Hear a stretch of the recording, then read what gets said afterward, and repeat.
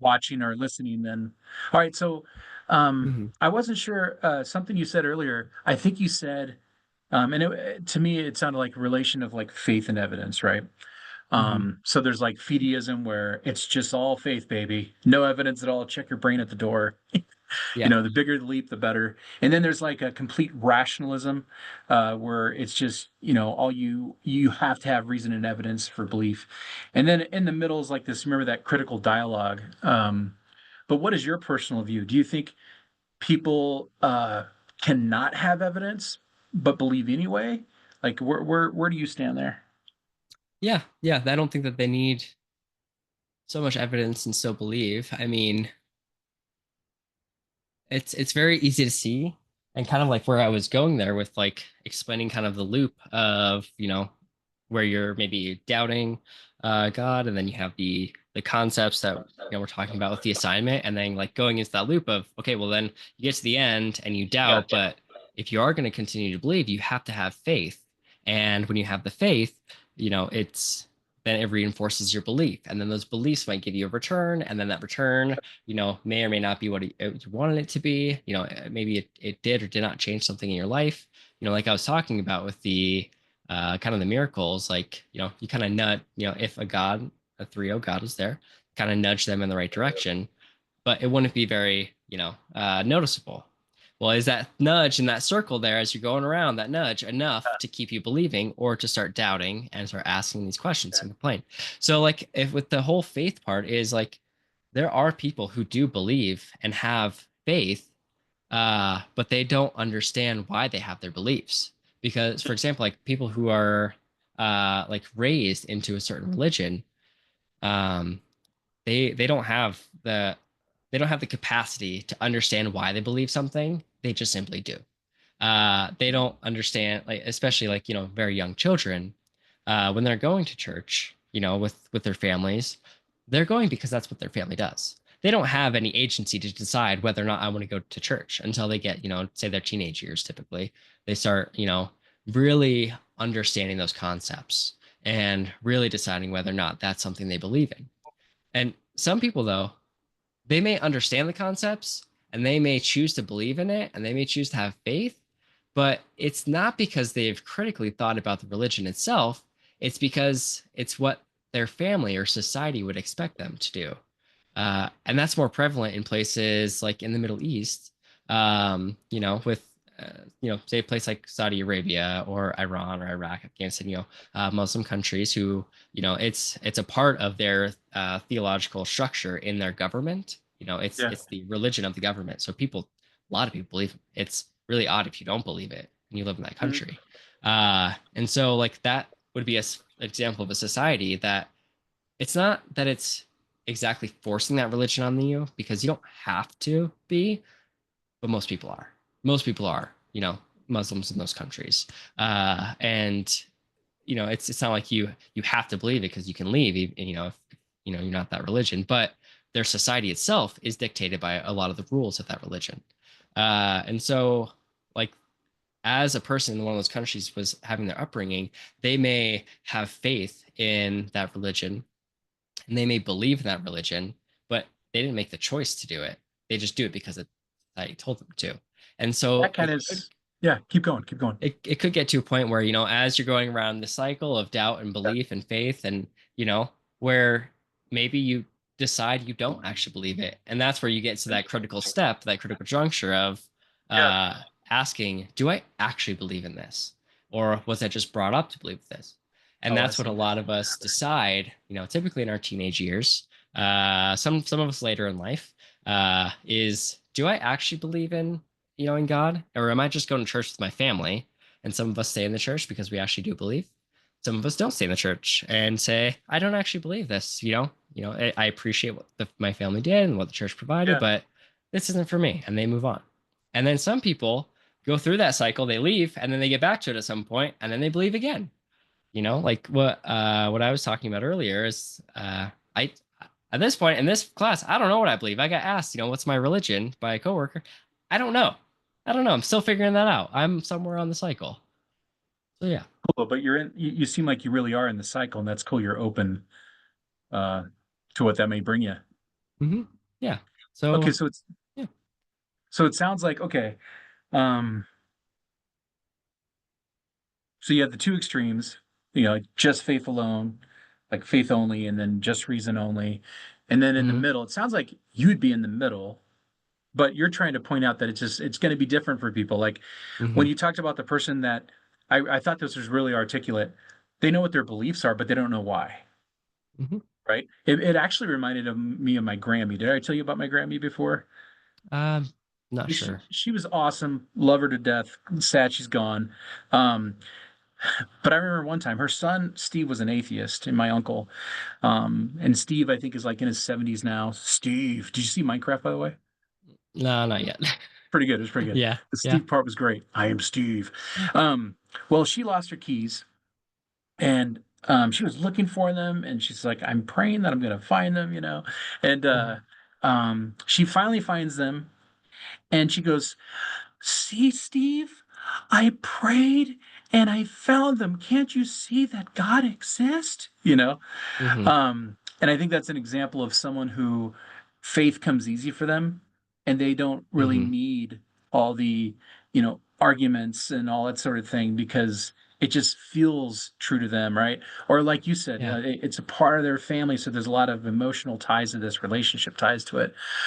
Mhm. However, I do think there's a place for that person because if the belief's correct, right, then they Mhm. actually believe something true. Or the I don't know how much we talked about this where Alvin Plantinga says it's like a properly basic belief where you don't necessarily need all this evidence, but you can still be justified in believing. Um, what are your thoughts on Mhm. that? Is like, did that go into anything you were talking about, or would that be a different realm? That my Grammy. Kind of. Yeah, because she would have she would be on the more faith side of things. It's kind of like it's two sides of the same coin. Yeah. The faith side of it would say I found my keys because I prayed. The reasoning side of things would say you found your keys because they you just happened to pass them or you happened to remember. But the outcome is both still found the keys.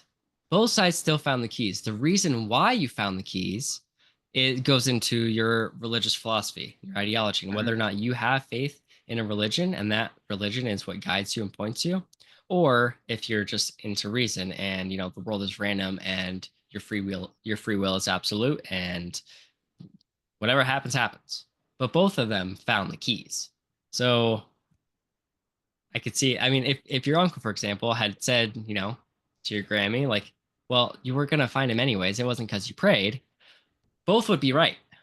Both would be correct in what they said. Oh, interesting. Yeah, yeah. Hmm. No, that's Yeah. that's good. I like that.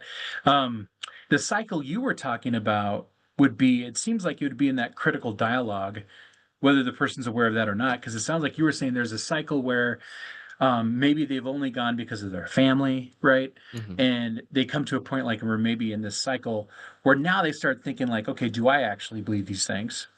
And Hmm. maybe that's when they get into the why. And then there's like this crossroad is are you going to continue in believing this stuff or are you going to leave? Is that fair? Hmm. Okay. Yeah. Yeah. Yeah. And And I that's, think, I think, something that a lot of people will go through at some point. yeah. Well, and I think you're right. It happens again too. Like you're saying, it sounds like you're kind of having this moment where, wow, I think I'm at a potential crossroads where do I believe this stuff? What do I believe? Is that fair? Hmm. Yeah. Yeah. Especially, when we are looking at the concepts, especially from, module 3 and the arguments for desire and making that connection, it just all connects together and it's like I'm probably at a crossroads myself, but will Mm. I ever be at a crossroads again? Probably. I think as you learn more about the Yeah. uh different arguments for or against God and the way that religion impacts your individual life, either increases, either speeds up or slows down how Yeah. often that cycle is occurring. Some people may believe from the very beginning and never have an experience where they question their religion. Yeah. It's Yeah. so fundamental and so core to their ideology and their beliefs and their life that they never hit the crossroads even once. Some people all the time. I like that. I like it. That makes it more of a journey. Hmm. This whole idea of faith, and I like that. You come to these crossroads in your life where it's time to reconsider. It's like a GPS recalculating sort of thing. Um, Hmm. Now, in the conversation of like faith on this side and reason on this side, or something in the in between, the critical dialogue would say, no, there is some sort of evidence you do need, but there's still a leap of faith. So Hmm. some evidence could be, you know, how you unpack the religious experience in another conversation we had, where there are some patterns of religious experience, and once you really think about this, look into it, there's something to this. So Hmm. does that count as some sort of evidence for you personally for religious belief? Personally, um, haven't decided yet. Okay. Still don't know. Still processing that. But I would say if I had to like make a knee-jerk reaction right now, yes, probably. Um, the yeah, I mean I see what you mean like about the you have to at some point take a leap of faith, but that is only I feel like a leap taking a leap of faith into faith is only required when religion is how should I say this? Like when religion is like you're proselytized to. So somebody comes to you and introduces religion to you. Yeah. You don't need to take a leap of faith when you seek out religion because you've already taken that leap and that by making the decision to go and find more answers. You know what I mean? So I feel like that's kind of it depends. So I can say personally that I think there is a leap, but I think it's reasonable. Hmm. Um, but sometimes it's not going to feel as reasonable, right? Especially if you're going through some kind of suffering. Maybe you lost someone you love. Maybe you've experienced 3 deaths in the last 2 years. That's going to feel a lot different to me. That like that leap.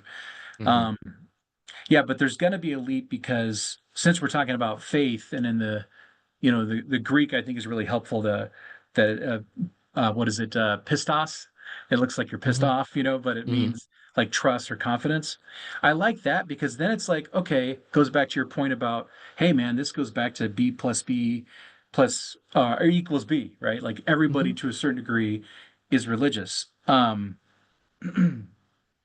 That we can't, if we're fully confident about something, then it's not faith anymore. It's Hmm. Now we're talking about probably certitude, because Hmm. as long as there's room for, let's say it's how much confidence you have. If you have 100%, that's not faith, right? Hmm. Faith is like there's room to doubt because you're not certain Hmm. about it. And I think that's where a lot of us operate, right? Yes. We're looking for some kind of explanation to our experience, and if we think the Christian explanation has the most explanatory power, let's say we go for that. Well, there's still a leap. It's not 100% certain whether Hmm. it's true or not. If it's Islam, same thing. It's not 100% certain. Maybe the Christian would say, well, this is why I think Christianity is 57% and Islam is like 42 or whatever. But the key Hmm. is there's a lot of room for doubt, and therefore there has to be some kind of leap. Yeah. I let me give a counter perspective Yeah, though, yeah, yeah, as to, or maybe it's not counter, but maybe expands. If somebody is looking at a religion yeah. as a way of explaining the world, it could require some amount of faith because they believe in that religion as a form of like a creation myth, for example. Okay, You know, okay. like that is basically the way that things came about, and so that's what they believe, and that itself is religious faith. Okay. And so like you have that 10% of doubt, maybe it's not true, but somebody who finds religion by choice, and it's not like what I was talking about, like I if I went out and sought religion and I chose a religion which I ideologically believed most Yeah, closely with, yeah. I'm not putting my faith in that religion because I believe uh its divine properties. I'm putting my belief in that religion because of my ideological agreement with it. And in that Hmm. point, there would be no faith because Huh. you're only accepting the values of that religion because of its positive effects on your life. And so there is no faith. There is no doubt because I chose to believe it. It wasn't brought to me. That religion wasn't brought to me. I sought it out. Okay. Well, would you say there's still value to what did you say you chose it because of? Ideological agreement. Okay. Um, but wouldn't you say when it comes to explanatory power, there has to be this fit? Like it seems like this fits with my experience and what reality is. It does, yeah. But that's also to say that to believe in a religion is to believe in all of a religion. Hmm. For example, people who believe in Christianity, uh, many people don't believe that you should stone people anymore right now. It's still a Yes. part of the religion, though. Like it's still technically there, but they don't apply that practice to their life. And so expand that same idea to every single, you know, piece of a religion. People pick and choose what they believe, even within a religion. In Christianity and in Islam, Hindu, Buddhism, they pick and choose. And so while the explanatory power is there, it's necessary for some people. Some people just look at religion as, I like some of the guidelines from this, and I'm going to take that and apply it to my life, and everything else, just throw it out. I don't really care about it. I think that's how, practically speaking, that's how it works, right? Yeah. Yeah. Um, when we think about like, okay, when it comes to the faith act, like, does it require a certain level of reason and evidence? And I Hmm. would say, like, I really think, honestly, Matthew, like now we're like all things being equal, we're talking about a little more like the intellectual side of this, right? Not how Hmm. it's going to work every day. Right. But I really think that person is more confident that this is true than it's false, or else they wouldn't Yes. believe it. Yeah. 100%. Um, Yeah. then now that's putting aside to a lot of people you mentioned that go because their family goes. Like, Hmm. so I'm talking about a person, kind of like the person you're talking about that like makes the choice to believe something. I just, if that religion has demands on you, I think you're counting the cost and you're like, okay, I think this is more true than I think it's false, right? Hmm. And then Yeah. Anselm's really helpful guide is faith-seeking understanding. Like I don't have all the answers. I don't know what to do with this part of this religion or whatever. I do think this core is true, and now I'm going to seek to understand my experience in the world in light of this being true. What it's almost Hmm. like what would the world be like if this was true? I think that's a lot of faith in my opinion. Right. Yeah. Yeah. I would agree with it. Definitely is. And especially for the person who is choosing this religion, it does have some components to it that, it would take some more application. But I also feel like at a certain point of the implementing it into your daily life, it becomes just like brushing your teeth, just like Yes. Yeah, I religion, agree. the your ideology is I don't think about what I do and don't believe. I just know I believe it. I don't think about the actions I would take as Yeah. a religious believer. I just do them because I'm supposed to, and it's a part of, my being. But yeah, that it's Well, that goes back to your in the circle real idea. world. Yeah. That goes back Yeah. to your circle idea because part of the circle is just assuming those things and just acting, right? Second Hmm. nature. Not everyone can do that because then you have the population of people that are plagued with doubt, right? Like belief is Hmm. not easy for them. So yeah, I know we're dealing with a lot of Hmm. different kinds of people here. Yeah. Um, I yeah, think, yeah, I mean, those people though, still, even if they didn't actively make the choice, the other side of that argument is those people who grew up in the system or society or family where they were raised as a certain belief, they would still have faith though, if they yeah, if they got to that crossroads and decided to continue, then yep, they've made the choice towards faith. Then they believe because they are not choosing that religion because of they went out and chose it. It was brought to them by their family or their society, and then they got to the crossroads and said, "Yes, okay, I will continue to believe this."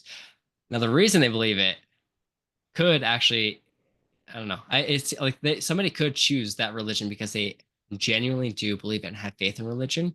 The other person though could still at that crossroads decide to continue believing their religion, that religion, because it is more beneficial to maintain their faith in that religion than it would be to either leave it or switch to a different religion. No, that's a good point because it's like, back to that GPS moment of recalculating. Talk about a recalculation. There really is something to that Christian concept of being like born again, or like you're seeing things for the first time through this lens. That's Hmm. uncomfortable. That's disorienting. That's not always fun. Yeah. So yeah, I think you're Hmm. right. Some people would just stick in this. Maybe they don't think it's true, but it's just Right. easier to keep on operating as if it is. The Yeah. other thing, just to make the distinction that when you're thinking about the conversation of like faith and reason, it's assuming like that person who believes like they really do believe this, right? Hmm. But I'm glad you brought all these other things together, so more of a holistic conversation of here's what this philosophy of religion thing's saying about it, here's how we tend to Hmm. see it work out. Yeah. People go to church because their family does, or they go to make friends, or whatever the reason is, right? Hmm. And then here's this cute little philosophy of religion discussion on for those who want to think about reason and such. Some they don't want to think about reason. It's just faith. The bigger the leap, the better, baby. Hmm. And then just the reason, and then between is okay. Yeah, can you have some kind of evidence? It seems like religious experience it counts for something, maybe not as heavy as others, right? Um, Existentially, I think that would be the most powerful, like the argument from Hmm. desire, or if I really think Yep. I had an experience with the design, divine. But Hmm. then you get into like the cosmological argument really does provide some kind of scientific evidence for belief in a higher power, or Hmm. at least a cause that would be similar to what people think as God. Yeah. Um, yeah. So the question is, how much do you need? I would say back to the numbers, like you say, numbers explain everything. If you're tipped over the edge that you feel this intuitive sense that it's over 50%, right? It's more true than you believe it. How would you say it, Matthew? Help me out. Hmm. I believe more that this is true than I believe that it's false. Yeah, that's a pretty good way to say it. Yeah. Yeah, It's more true than, or at least the benefits of me believing this are more beneficial than it would be if I did not. like William James, right? Yeah. Yeah. Yeah, which I think counts for something as well, too, like what he's talking about. Hmm. Like, if this enhances your life, that to me, that should count as a plank of explanatory power. Because if it Hmm. doesn't enhance your life, that doesn't seem to match what we're looking like, like what we're Right. looking for or how we experience life. We want it to enhance our life. If it doesn't, Right. then how could it make sense of reality? Yeah. And the further up to like, 100%, belief, I 100% agree with it. You're more taking a step than taking a leap, which is for some people, you're just taking the next step into this faith. Versus I don't believe in, say I'm an atheist and I don't believe in anything, and I go out and I say I now believe in Islam tomorrow. Hmm. That's a huge leap to Yeah. fully change your life. That is a leap. Yes, it is. Whereas, Yeah. for me, who has been in, raised in a Christian church Yeah. and, going through all these, ideas, and like it Mhm. would be a step back into Christianity. That's Yeah. it's very two very different jumps, and that's I think probably does come into account when people are deciding how much faith to have something or to have in something. Yeah. And then what I like is also there. It's almost like we have to make a choice because remember the whole B plus B equals B. Like we all have beliefs, and basically they end up that equals is behavior. Hmm. If you're making decisions, if you're voting based on your beliefs, that's religion. Hmm. So the Yeah. question is now think about try to take a step back, whether you're a naturalist and maybe you're more of an atheist. Like, okay, how much belief do I really have in this? Hmm. Because now we're talking about faith. And Hmm. if your faith seeking understanding is trying to understand your world in light of the naturalist, everything's physical, right? There's no spiritual realm. Okay, well then analyze it and think about it. Do I have more belief in this that it's true Yeah. or that it's false? And it seems like everyone's in that spot. It's like there is a level of faith, there is a little bit of a leap, and we're all seeking to understand the world in light of this like faith paradigm we have, whether Hmm. it's Eastern monism, like theism, whether it's Christianity or Judaism or Hmm. atheism. Yeah, and it's a good point with the naturalist argument is the kind of the cycle that I was talking about, or Yeah. just came up with out of nowhere, but I it's like a good it. Yeah. explanation for it. Is that it doesn't just apply to people who follow just Yeah. Christianity or Islam or Hindu or whatever. Oh yeah. It is also the naturalists. The naturalists, Yeah. like you said, they have to also make that decision. They will meet a crossroads at some point as well. So it's not just people who believe or already have faith in what we would Yeah. normally, see as like a religious worldview. It is everybody.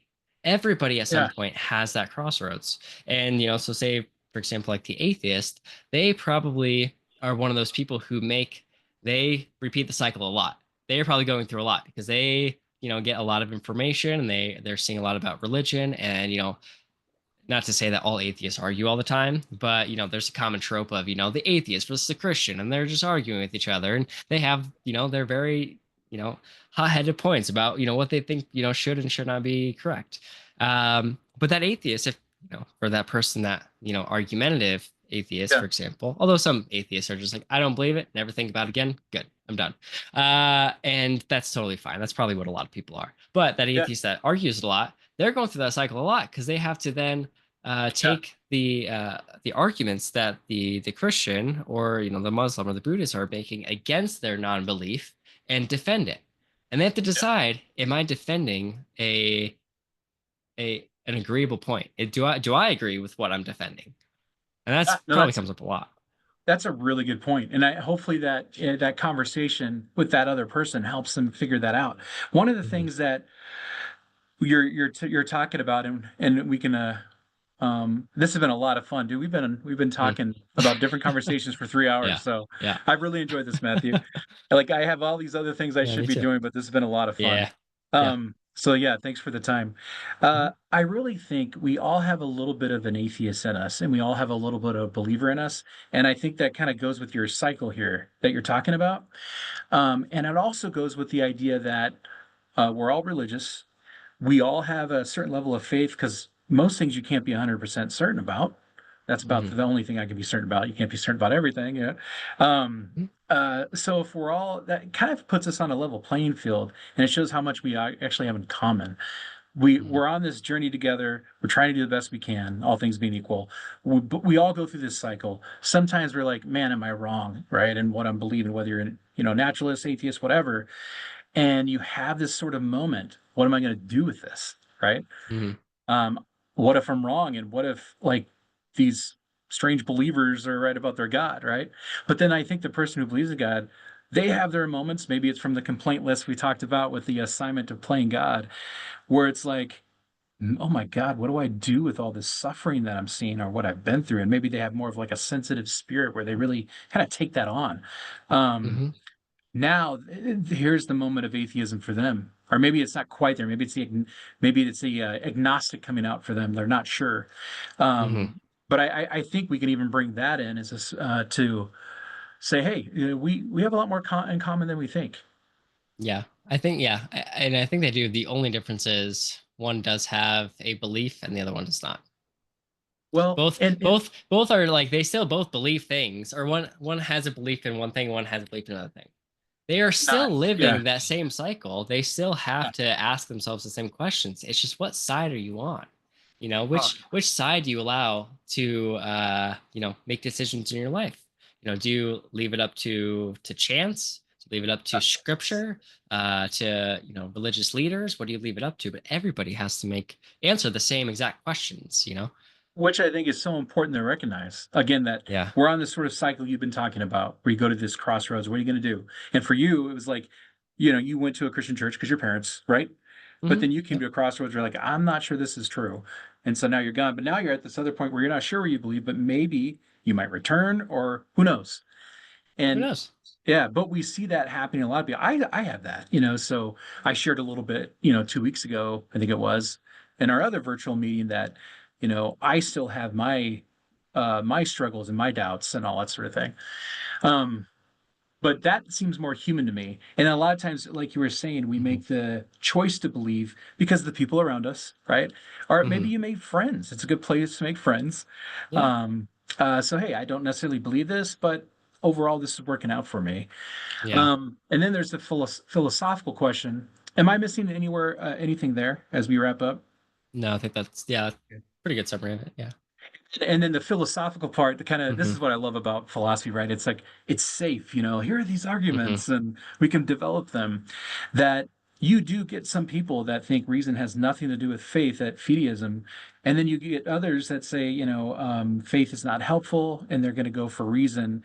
Not that you really get someone on those extremes, but and then the middle is this like critical dialogue of, look, you cannot confidently live something out unless you believe it's true, right? Mm-hmm. Um, if you don't believe Jesus who he said he is, you're not Mm-hmm. going to live life like he's real, like he matters, Mm-hmm. like he has any impact on your life. And that's where, like, that B plus B equals B is helpful because even though someone may be a Christian, right, practically they live like an atheist. Now, Mm-hmm. don't get me wrong. I'm not saying, all atheists are gone wild. No, it's more the logic of beliefs, you know, Mm-hmm. like if you live your life like there's no kind of, divine authority, I think that's when those actions are speaking louder than your words of belief. Um, Yeah. but Mm-hmm. that kind of takes this conversation in a different place. But anyway, so yeah, Yes. the no faith, Mm-hmm. all reason, or no reason, all faith, and then somewhere in the middle where you got to believe more that it's true than you believe that it is potentially false to actually have faith in something. Yeah. And most people probably fall right in the middle. Yeah, I think you're right. There's yeah, Somewhere like in you're that saying, there's the continuum. yeah, those extremes are those are rare people to have that mentality. Very either specific, just very specific types of brains, or very circumstantial upbringings. To that's a hard mindset to be in. Really is, and the hope is, and this is a struggle. How can you get the person that leans more toward faith, right? And it comes easy for them. Like my Grammy example, faith came easy to her. It just became a part of who she is. She's not going to think about the cosmological argument, right? But how Mm-hmm. does that person have the empathy to learn just a little bit about some of these deeper things if they have the leisure, right? That way, for Mm-hmm. the person they care about that's plagued more with like skepticism and doubt, can feel like Mm-hmm. what they think matters as well.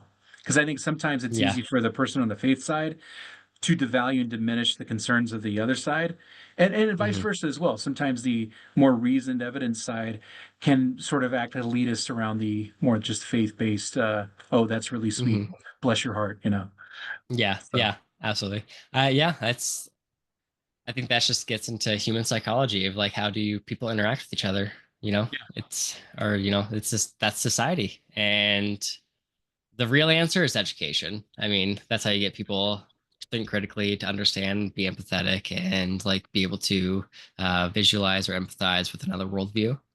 yeah. But the more practical answer is you don't. Those people are just who they are. That's their personality. That's what they believe. A lot to do with it. I agree. The Yeah. last thing I'll mention is this, playing God thing. Hmm. In my comparative religion class, I have them do if I was a Buddhist, and I have them run through all the really important things, right? Hmm. Like the rituals that would be important to them. What kind of Buddhism would they be in, right? The one that's more atheistic, agnostic, or the one that actually sees Buddha as a god. So some of the movements. And I have them Hmm. do that with each religion and with secular humanism. And one of the things I want to add to this class in the future is something along the lines of like, um, they write a little something that's guided. It's called an autobiography of an atheist or something like that, where to try to help myself and students who aren't atheists to try to understand more where that person's coming from. Hmm. So Yeah, and I think that's definitely helpful. I mean, probably a lot to write about, but yeah, I yeah, think it's a I think yeah, there's sometimes where, especially from when you're arguing positions of faiths or beliefs, it's always your button heads. Most people yeah, are button heads. yeah. Most people don't have the very calm, empathetic, and uh, kind of discovery type of conversations with somebody else who has opposing beliefs. It That's No, probably you're pretty right. rare. So I think Yeah, that is definitely helpful to get somebody's like unfiltered thoughts of like this is just what I believe, and yeah. like this is how it affects my life. This is what I do, and probably helps people who have opposing beliefs to them. Yeah, and really quick, the last thing I'll mention, it goes back to that cycle. I really like what you said there because a lot of times I think beyond personality, like, so there's hope, right? Of like someone Hmm. who you think, man, they'd never be open to a conversation like this. But also just the fact that, okay, in that cycle, I'm guessing people aren't open to these conversations a lot of the time, or they prefer not to have Hmm. them. Um, yeah, man, I'll have to think about that, Yeah. how that works in too. So, Yeah. but Right when they're coming up to the crossroads is when you can actually talk to them yeah, about exactly. changing their ideas. And then as they are past it, they're strong in their beliefs. Or And even that is when they're least likely to change. that where philosophy I think really helps because the wisdom in philosophy, I think there's a lot of wisdom in philosophy, but part of the wisdom is asking questions, Hmm. right? And even in research, man, if you know the question you're trying to answer, that's where the answer is, right? Yeah. When people are in that moment, just like respecting their autonomy and trying to ask them really good questions that they can freely kind of deliberate and think about, I think sometimes is the best path forward. Yeah. Yeah. Absolutely. People need to feel comfortable to share that kind of stuff. Yeah, yeah. So, well, Professor Peterson, that's your last name, right? Peterson, Yeah, it is. Scholar in residence. Scholar, yeah. Yeah. No, I mean Been around a while, yeah. we're all scholars, man, students and Yeah. professors. So, but yeah, hopefully I can have conversations like this with you again and Hmm. other students too. Kind of bring them in, and maybe we can get a couple other people and record some of them, and I'll use them in the Yeah. future. And you guys will be famous in my classes. Yeah, hopefully. I'd love to hear some stuff. I'm surprised Jude wasn't here. I was really looking forward to hearing some of his thoughts, but he must be tied up this weekend.